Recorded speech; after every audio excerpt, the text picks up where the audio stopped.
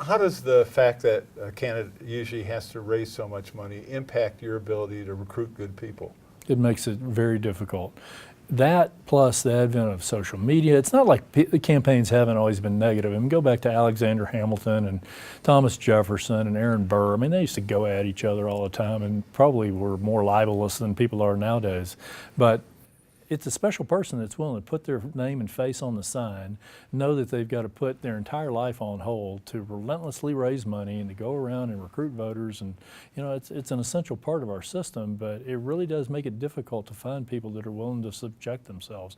And when we have negative campaigning, not only within our own groups, but then between the groups, I mean, it's one thing to call your tie red, you know, that's a fact. But if I start making things up, or if I take little bits and pieces of the truth and concoct this negative narrative that's really not true, I mean, it diminishes the whole process. It insults the voters, and it makes it more difficult to figure out who the really good people are that need to be governing our country and our state. All right, last question then. How do we address that? How do we address the fact that so much of campaigning is negative? And the fact, and what you mentioned earlier, that you have these third-party groups that are not accountable to the campaign or to anyone else, who can do whatever they want, and as a result, they feel they have license to do exactly what you said: make up stories, misrepresent facts, and essentially smear the candidate that they want to lose.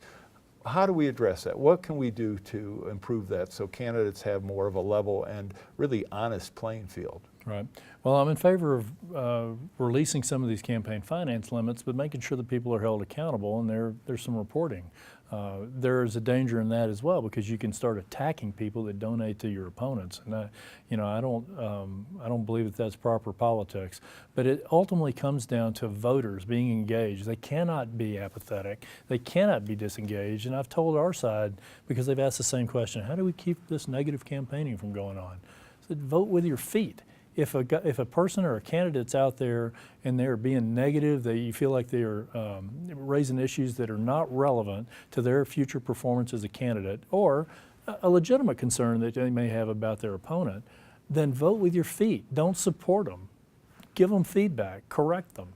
The voters have so much authority, and it's a reflection of how low our voter turnout is sometimes. People need to get shaken out of their apathy.